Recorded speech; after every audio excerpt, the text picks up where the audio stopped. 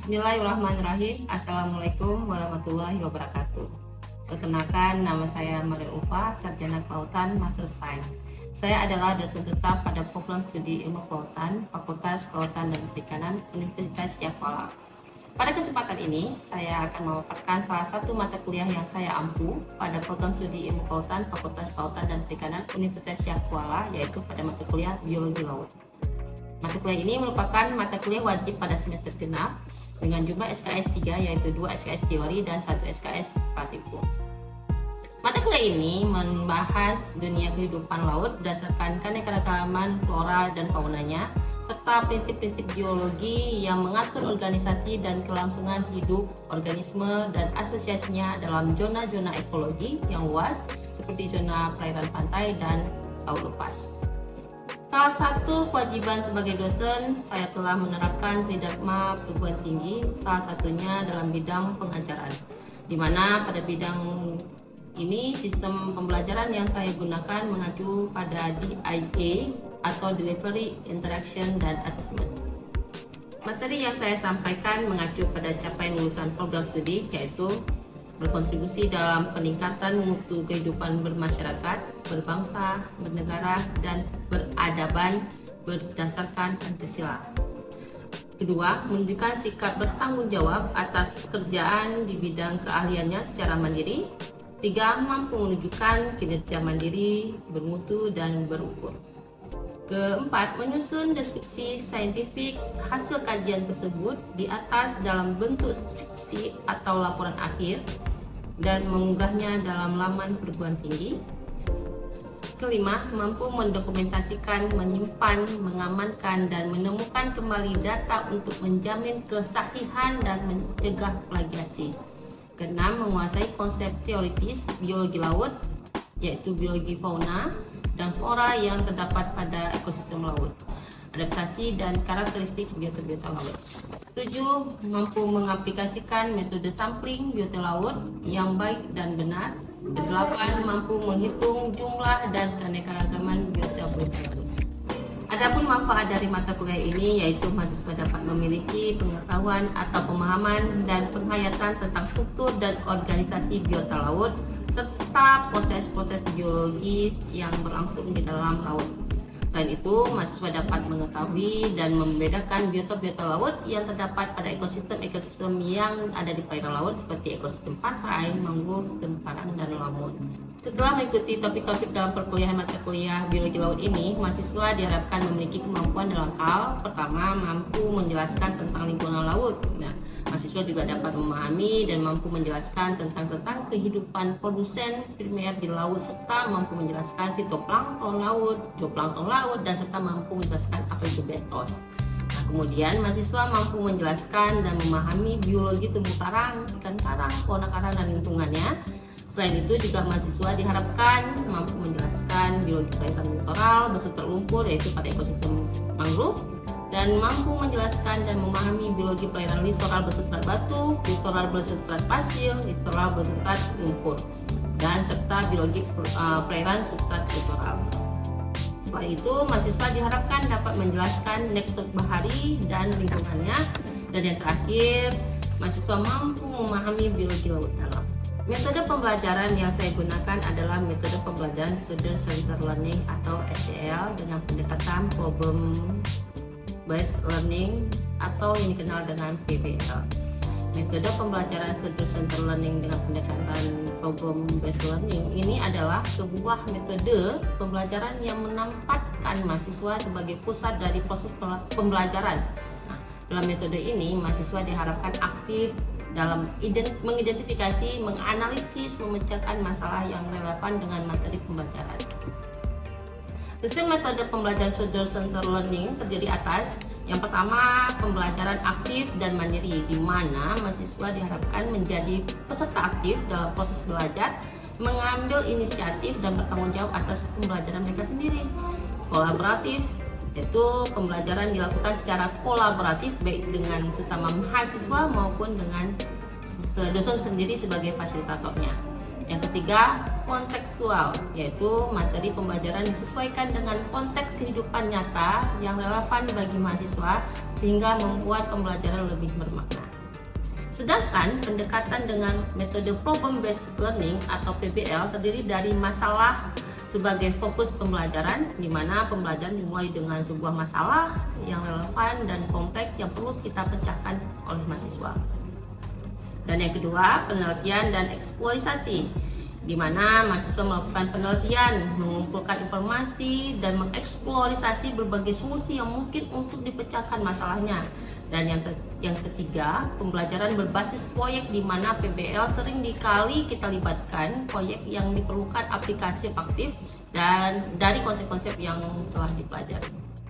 Implementasi yang saya lakukan dalam kelas antara lain, yang pertama, pemilihan masalah nih, dan di mana saya akan memilih atau merancang masalah yang relevan dengan topik pembelajaran dan sesuai dengan tingkat pemahaman mahasiswa. Selanjutnya, pembagian kelompok, di mana mahasiswa dibagi ke dalam kelompok-kelompok kecil untuk mendiskusikan dan memecahkan masalah tersebut. Selanjutnya, fasilitasi dan bimbingan.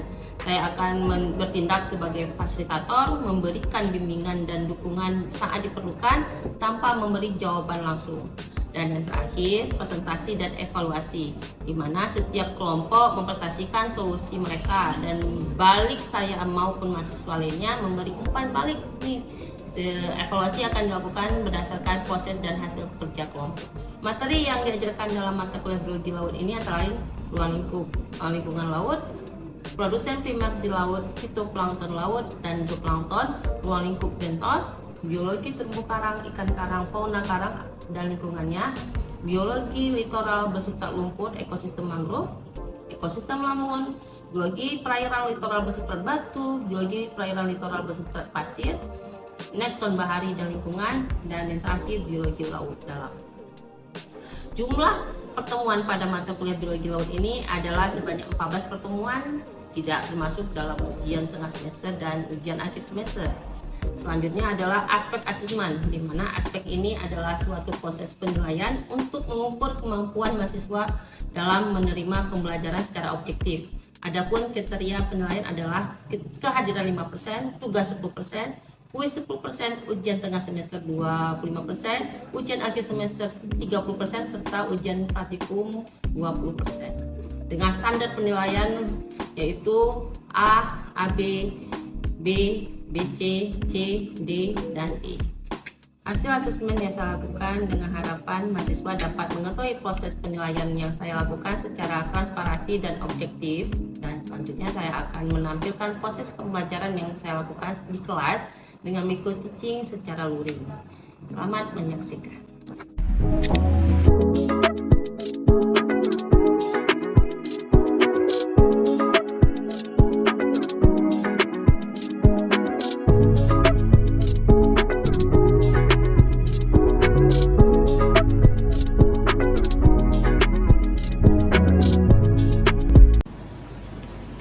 Assalamualaikum warahmatullahi wabarakatuh.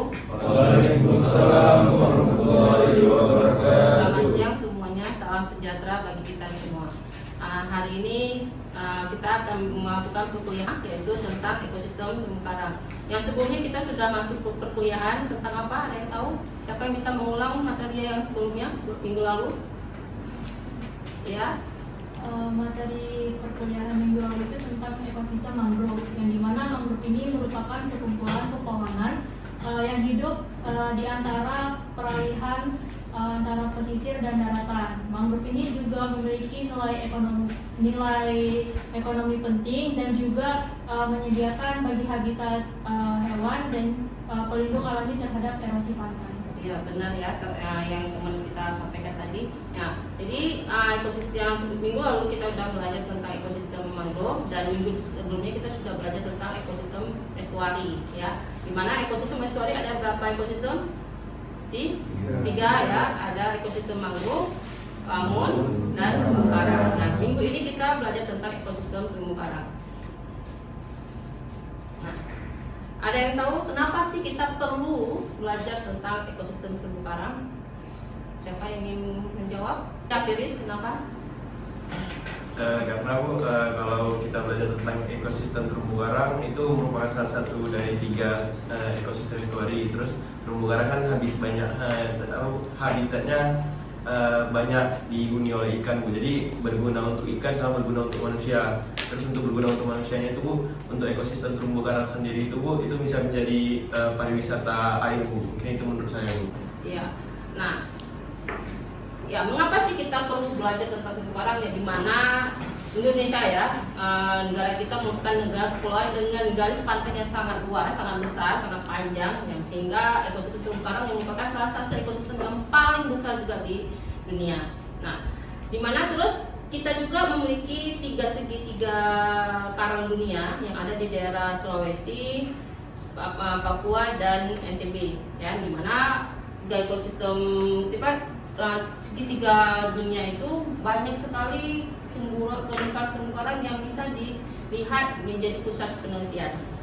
Nah, betul kata Ferry tadi, nah kita juga sangat tergantung kepada ekosistem terumbu karang, di mana di situ banyak sekali biodiversitas yang bisa terdapat di situ. Salah satunya ikan, ya. Terus apalagi invertebrata lainnya, ikan, udang, ya. Nah, terus menghasilkan kerentanan pesisir, sehingga si terumbu karang ini bisa membantu atau mencegah terjadinya erosi, abrasi. Jadi kalau ada tumpahan karang atau ada terumbu karang, sehingga pantai kita terhindari dari erosi atau terkikisnya dari gelombang. Nah, mari kita ke dalam materi, yaitu ada ekosistem terumbu karang. Nah, biasanya kita akan belajar tentang ekosistem dulu, terumbu dulu, baru karang. Tapi kita akan mundur dulu nih. Kita akan belajar tentang karang dulu, terumbu, dan ekosistem. Mari kita lihat. Ada yang tahu nggak sih karang itu merupakan hewan atau tumbuhan? Nah, kenapa disebut dengan hewan? Ayo. Kenapa kita menyebutkan karang itu merupakan hewan? Padahal kalau kita lihat bentuk tubuhnya atau morfologi tubuhnya, dia bisa dikatakan dengan itu tumbuhan, karena ciri-ciri tumbuhan dia nggak bisa berpindah tempat. Salah satunya, nah, si hewan karang ini nggak bisa berpindah tempat atau sesil, menetap di tempat di dasar. Nah, pasti kalau kita yang belum belajar atau orang awam pasti mengatakan bahwa itu tumbuhan. Nah, karena kita merupakan orang ilmu kelautan dan kita sudah belajar tentang ilmu biologi laut, berarti kita jangan lagi mengatakan bahwasanya dia ini tumbuhan. Kenapa? Karena dia tidak bisa menghasilkan makanan sendiri. Nah, ciri-ciri tumbuhan apa? Bisa menghasilkan makanan sendiri. Dan sedangkan si karang ini tidak bisa menghasilkan makanan sendiri. Nah, hewan karang itu merupakan filum dari Cnidaria, ya, yang bersaudara dengan ubur-ubur. Jadi ubur-ubur dia satu famili atau satu saudara sama si hewan karang ini. Tahu film apa? Coelenterata. Nah, itu jangan lupa kalian di kelas Vertebrata. Nah, di mana ada 2 bentuk hidup pada filum ini, yaitu bentuknya polip sama medusa, ya. Nah, yang bentuk polip itu hewan karang, yang bentuk medusa itu ubur-ubur, ya. Nah, hewan karang ini biasanya hidupnya berkoloni. Kalau saya sebut nih, kalau saya mengatakan di sini nggak ada ini, ya. Ada kalau saya katakan ini, ya, ini merupakan satu koloni atau satu individu. Satu cabang ini merupakan satu koloni atau satu individu? Satu individu. Kalau saya katakan satu bongkahan ini, satu koloni. Yang disebut dengan satu individu berarti satu patahan ini, satu cabang ini. Salah. Ya. Satu koloni merupakan satu individu merupakan satu polip karang. Ya. Satu polip karang itu adanya, bisa kita pecahkan, di sini ada. Nah, misalnya ini patahan karang ini atau cabang karang ini, kalau kita lihat lagi lebih detail lagi, nah di sini ada polip-polip karang atau disebut dengan koralitnya. Nah, itu disebut dengan satu individu. Ya, nah, jadi Bu, kalau satu percabangannya disebut apa? Itu disebut dengan satu koloni. Nah, bisa nggak kita menghitung satu individu karang, dua individu karang? Tidak bisa karena terlalu banyak. Jadi kalau satu koloni karang ini kita hitung berapa individu itu sangat sulit. Maka disebut dengan satu koloni. Tapi kalau dikatakan satu individu maka disebut dengan satu polip. Ya, satu individu karang itu sama dengan satu polip atau satu koralit atau satu rumahnya. Ya, kembali ya. Nah, satu individu hewan karang merupakan satu polip yang memiliki tentakel, mulut, perut, saluran pencernaan. Nah, yang mana tentakelnya? Tentakelnya ini, ya, yang menjulur-julur atau yang keluar dari polip karang atau dari koralit keluar ke permukaan. Nah, gunanya untuk apa tentakel? Sama seperti hewan lainnya, gunanya untuk apa tentakel? Iya, untuk mengambil makanan. Nah, akan tetapi makanan yang paling besar dikonsumsi sama si hewan karang ini dari siapa? Dari Zooxanthellae. Jadi hampir 90% ya, banyak juga peneliti mengatakan 96% sampai 90% itu hewan karang makannya itu dari hasil fotosintesis di Zooxanthellae. Zooxanthellae ini siapa? Ini udah tahu. Udah tahu Zooxanthellae siapa? Alga. Ya. Alga yang mendiami pada polip-polip karang atau di jaringan tubuh karang. Nah, kalau kita bedah lagi, ini kan kalau satu koralit nih. Ini satu polip, satu individu. Kalau kita bedah menjadi seperti ini, kita belah. Nah, di dalam tentakel ini ada bintik-bintik ini. Nah, bintik-bintik inilah Zooxanthellae-nya. Zooxanthellae ini selain memberi asupan makanan, jadi kan Zooxanthellae ini menghasilkan makanan dari hasil fotosintesis. Hasil fotosintesis yang menghasilkan apa? Yang dihasilkan apa?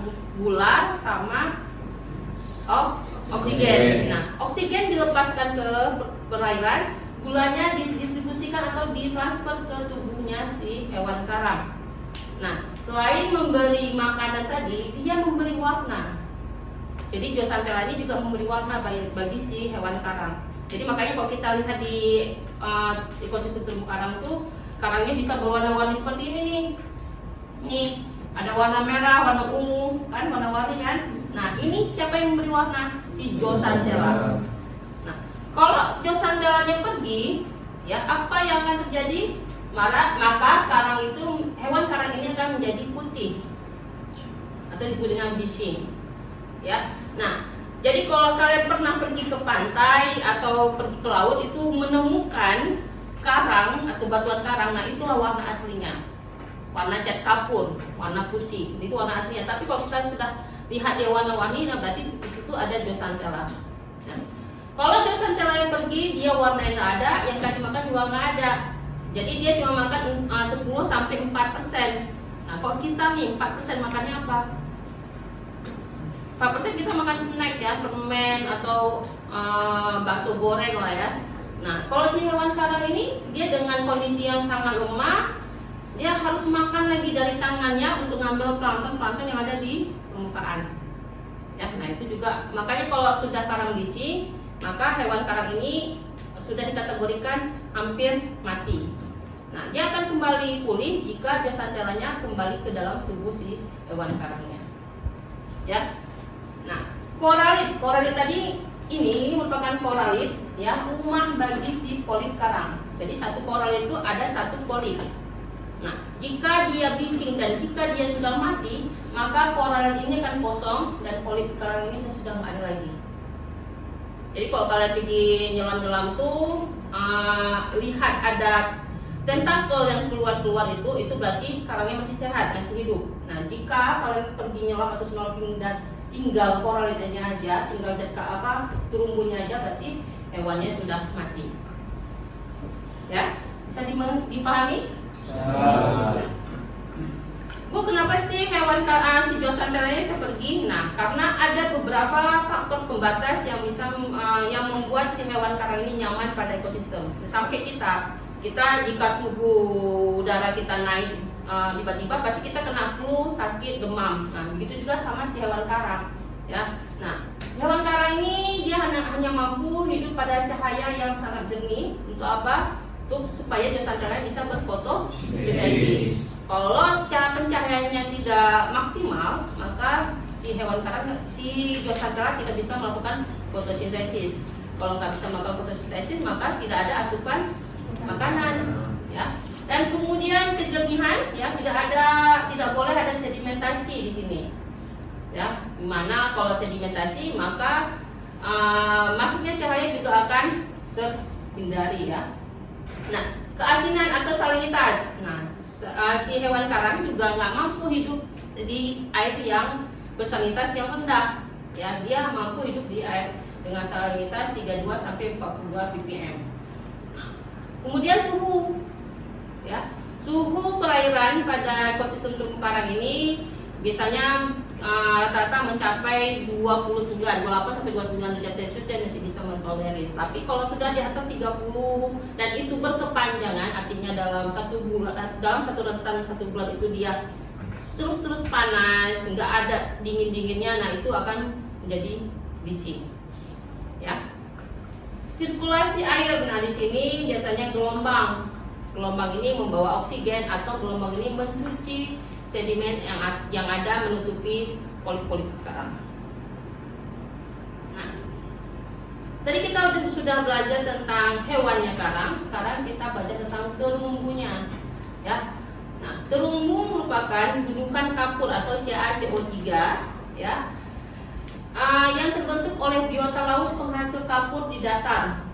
Nah, biota pembentuk terumbu ini ada beberapa, bukan hanya si karang saja, tetapi banyak. Ada karang keras, ada karang api, karang biru, karang pipa, ganggang koralin, terus siput-siput, ya, juga merupakan hewan yang membentuk terumbu. Nah, kemudian kita belajar tentang ekosistem, ya. Ada yang tahu nggak ekosistem apa? Ya. Ekosistem merupakan sistem timbal balik antara makhluk hidup dan lingkungannya dan lingkungan sekitarnya yang berfungsi untuk keseimbangan satu sama lain, ya. Nah, di sini yang kita tahu itu ada yang hidup itu disebut dengan biotik dan tidak hidup itu disebut dengan abiotik. Nah, kalau kita lihat dari gambar ini nih, ya, apa saja sih komponen hidup tak hidup pada gambar ini? Ada yang tahu? Ya, Sali. Komponen tak hidup pada ekosistem terumbu karang itu seperti batu, air, oksigen, ombak. Sedangkan untuk komponen tak hidup pada ekosistem terumbu karang itu seperti karang itu tersendiri dan hewan-hewan yang vertebrata lainnya seperti bulu babi, kima, dan udang.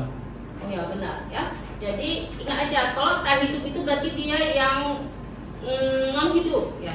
Tak hidup ya, non hidup ya. Yang hidup itu seperti makhluk hidup, ya, kayak hewan karang itu sendiri, ya, ikan yang bermain di situ, yang merupakan habitatnya di situ, ya. Bulu babi, ya, kima, banyak laginya, ya.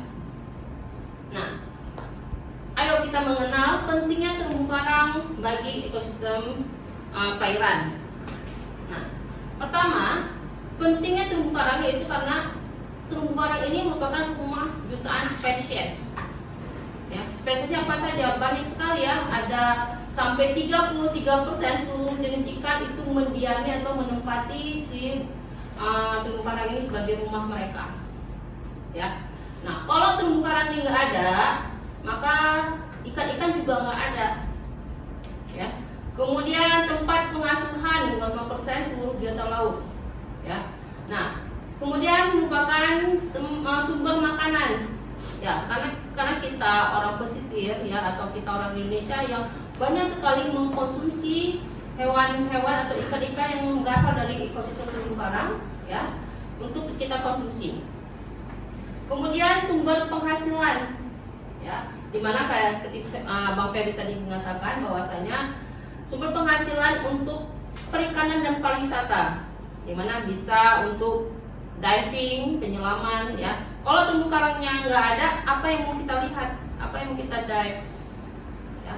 Coba aja lah kalau kita nyelam, terumbu karangnya sudah pada mati, ketutup umur semua, ikannya nggak ada, yang ada sunyi seram. Nah, tapi kalau di situ ekosistemnya bagus, ada ikannya, ada terumbu karangnya, maka akan ramai suasana dalam ekosistem terumbu karang kalau kita menyelamnya. Ya. Kemudian untuk mengurangi karbon dioksida, mengurangi bencana, seperti saya bilang tadi, dia menghindari adanya abrasi atau mengurangi terjadinya gelombang besar, ya. Sumber obat-obatan, ya, dimana bisa menjadi produk kecantikan, biasanya digunakan untuk spong ya, tahu ya spong? Ya, spong itu bisa menjadikan obat-obatan. Dan baru-baru ini kita juga telah menerbitkan teripang, ya, teripang. Salah satu dosen dari fakultas kita juga mengeluarkan teripang ini untuk bahan kecantikan dan bisa juga dikonsumsi. Ya. Tahu ya teripang? Tahu. Atau disebut dengan timun? Tahu. Ya. Nah, karakteristik karang itu, ya, pertama dia memiliki pertumbuhan yang sangat lambat. Ada yang tahu nggak berapa sih 1 tahun karang itu bisa tumbuh? Berapa sentimeter sih 1 tahun itu bisa tumbuh? 1 tahun tuh kalau karang yang seperti ini karang apa? Bongkahan. Ya, 1 tahun tuh dia cuma mampu hidup 6 cm. Ya, yang ini itu bisa tumbuh sampai 12 sampai 13 cm. Ya. Nah, kalau kita lihat zonasinya, ya, karang ini memiliki beberapa zonasi, yaitu ada karang refleks, yang dimana kalau kita berdiri di pantai sampai ke ujung mata kita memandang itu karang semua, hamparan karang semua, itu disebut dengan karang refleks. Nah, ada refresh. Nah, refresh ini biasanya kalau kita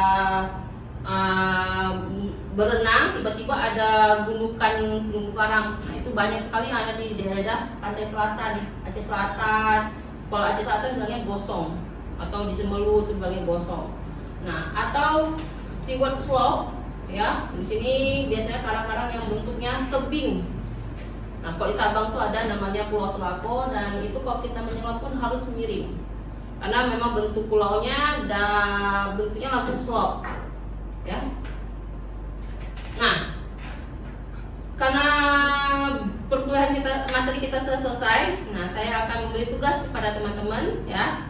Tugas yang akan disiapkan dalam kelompok, ya. Nanti kalian akan saya bagi kelompok kecil, ya, dan kalian diskusi, ya, mencari dan mendiskusikan secara kelompok studi kasus tentang peran dan pentingnya ekosistem terumbu karang, ya.